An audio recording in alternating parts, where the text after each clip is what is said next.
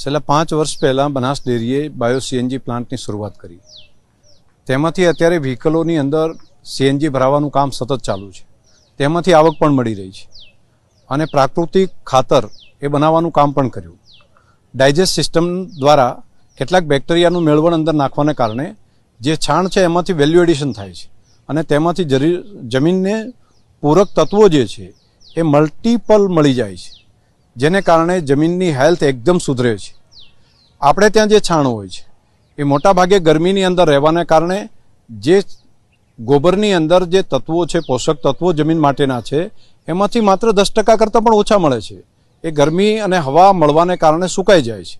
પરંતુ આ ડાયજેસ્ટની અંદર જો ડાયજેસ્ટ કરીએ, કેટલાક બેક્ટેરિયા એડ કરીએ, તો અત્યારે જે ખાતર, છાણિયું ખાતર હોય છે એમાંથી અનેક ગણું વધારે પોષક તત્વો એની અંદર ઉમેરી શકાય અને ડીએપી, યુરિયા સહિતના જે રાસાયણિક ખાતરો છે તેનો ઓપ્શન બનાવી શકાય। અને આ બધું આપણા ગાય ભેંસના છાણની અંદર પોષક તત્વો છે।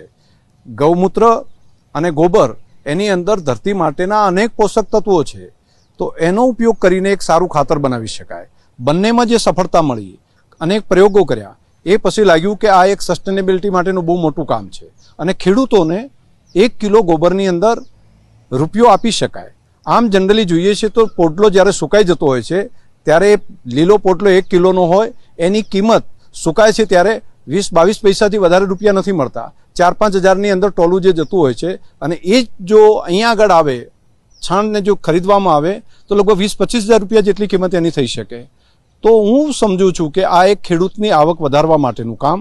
1 રૂપિયે 1 કિલો જો છાણ લઈએ, દરેક ગાય ભેંસ રોજના 15 કિલો જેટલું છાણ આપે છે અને ટોટલ જે બનાસકાંઠા જિલ્લાની અંદર 30 લાખ જેટલા ગાય ભેંસ છે, કમ સે કમ 3 કરોડ કિલો ગોબર પ્રતિદિન ગાય ભેંસ આપે છે। મહિને લગભગ 90 કરોડ રૂપિયાની આવક ગોબરમાંથી બનાસકાંઠા જિલ્લો કરી શકે અને માત્ર બનાસકાંઠા જિલ્લાને રાસાયણિક ખાતરોની કોઈ જરૂર પડે એવું નહીં। આ ગોબરનો જો વેલ્યુ એડિશન કરીને ઉપયોગ કરે તો આખા ઉત્તર ગુજરાતની અંદર ખાતર આપી શકાય તેવી તાકાત છે। 100થી વધારે પ્લાન્ટ જો બનાસકાંઠા જિલ્લાની અંદર કરીએ તો બહારથી ડીઝલ, પેટ્રોલ કે બહારથી સીએનજી લાવવાની કોઈ જરૂર ન પડે।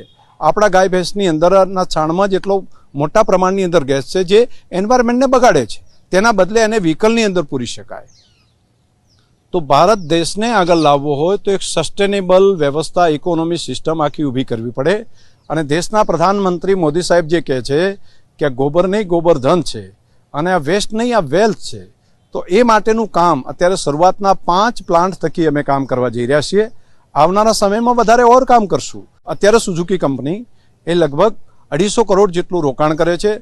અમે એના ઓપરેશનને સફળ કરવાનું કામ બનાસ ડેરી કરશે અને જમીન પણ બનાસ ડેરી આપશે અને આવનારા સમયમાં વધારે ખેડૂતો માટેનું આ કામ કરી શકાય, વધારે નવા પ્લાન્ટ કરી શકાય અને એક જિલ્લો એવો હોય કે જેમાં રાસાયણિક ખાતર, જંતુનાશક દવાઓથી મુક્ત ધરતી હોય, તેમાંથી તૈયાર થયેલો ખોરાક એ લોકોને કેન્સર જેવી બીમારીમાંથી બચાવે, એમાંથી તૈયાર થયેલો ખોરાક એ લોકોની હેલ્થને સુધારો કરી શકે અને એન્વાયરમેન્ટનું પ્રોટેક્શન કરવાનું કામ કરી શકે, તે પ્રમાણેની એક સસ્ટેનેબિલિટીનું કામ એ આ પ્લાન્ટોના માધ્યમથી કરવા જઈ રહ્યા છીએ।